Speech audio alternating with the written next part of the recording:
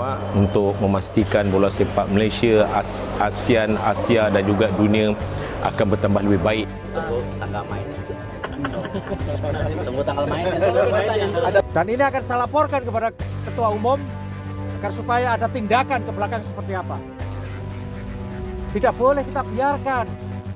Mau taruh di mana harga diri bangsa? Ya di situ ada bicara martabat bangsa. Ya kan mestinya kalau kita bicara payung kebangsaan, ya semuanya ya kan harus. Tetapi saya juga gini loh, kita ini kan tidak mau PSS yang sekarang tuh otoriter. Kita sangat terbuka dan transparan. Dan memang kalender AFF, U23 dan Asian Games tidak masuk kalender besar kami. Kita nggak mau hiperbol, ya tapi kan bola is bola gitu loh. Juga ada bantuan dari FIFA, ya terima kasih juga kepada FIFA. Gitu. Agenda juga tidak diakui oleh FIFA. Nah, kita sebagai negara besar masa dipermainkan di ASEAN ini, yang kemudian kita harus terus menerima kekecewaan demi kekecewaan dalam setiap laga. Singapura aja kemarin tidak ikut kok. Mereka berani tidak ikut ambil bagian, mundur. Dan mereka mengambil suatu langkah yang tepat, mundur. Itu baik. Nah, kita juga harus berani. Ya, kita harus punya nyali yang kuat. Memang apa ruginya? Ya, kalau kita keluar dari AFF, nggak ada rugi. Yang rugi itu adalah AFF sendiri. Kalaupun kita jual misalnya AFF, memang apa yang kita untung di sini? Tidak ada. Lebih baik kita misalnya juara SEA Games, masih berarti buat kita ya untuk bangsa dan negara, atau kita juara di level Piala Asia. Mereka yang rugi kehilangan Indonesia. Karena kalau bermain di Indonesia misalnya kita menjadi tuan rumah kan itu kan penuh selalu stadion ini. Dan ini ada untung besar. Ya, tapi kenapa kita selalu dirugikan? Ya. Selalu ya bagi para perangkat pertandingan seakan-akan tidak bersahabat dengan kita, dan itu kan sudah terlihat ya. Kalau kita bermain kemarin di U23 saat bermain pertama dengan Malaysia juga dengan Timur Leste ya agak bagus ya, itu melawan Thailand, tetapi ironisnya yang memimpin lawan Thailand adalah wasit yang sama ketika di final melawan Vietnam.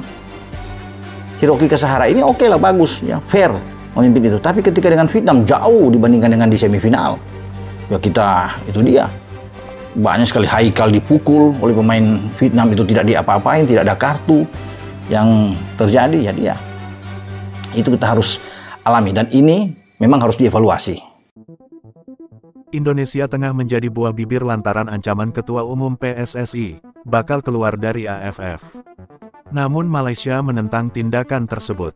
Ketua Umum PSSI marah dan terang-terangan menuturkan bakal cabut dari AFF lantaran protesnya mengenai laga main mata ke AFF belum ditanggapi.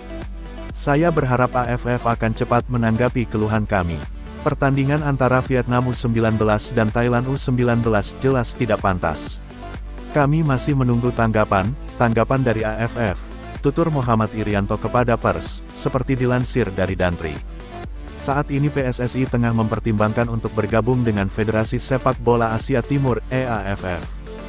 Bahkan, penggemar bola asal Indonesia juga begitu antusias dengan prospek negara Indonesia jika nantinya bermain di EAFF.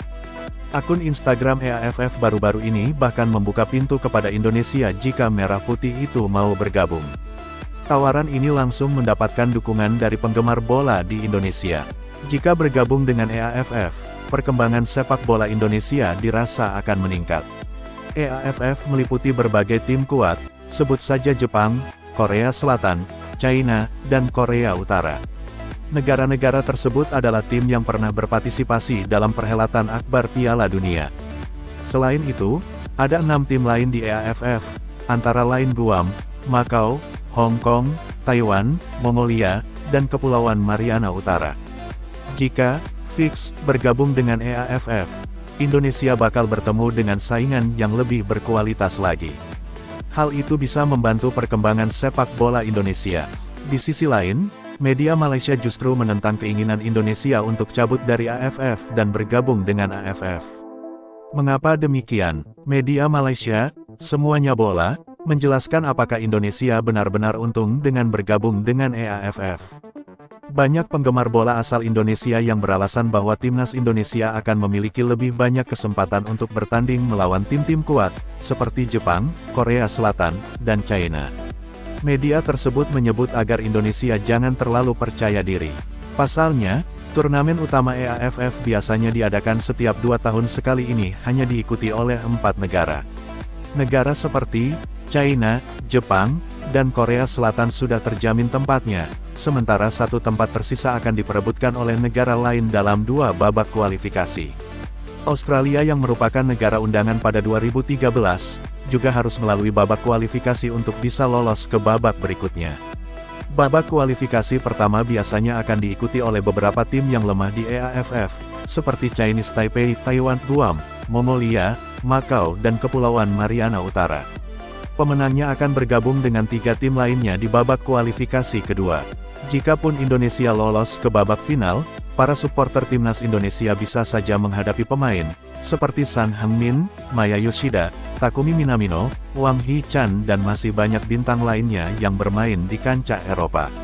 Untuk turnamen 2022, Jepang mengirimkan tim yang terdiri dari pemain J-League, kecuali 1 yang bermain di divisi Segunda Spanyol. 100% skuad Korea Selatan bermain di K-League, sedangkan China mengirimkan skuad U23 yang bermain di Liga Super China, Liga 1 dan Liga 2. Hanya Hong Kong yang mengirimkan skuad utama mereka, yang dikalahkan 0-6 oleh Jepang di laga pertama.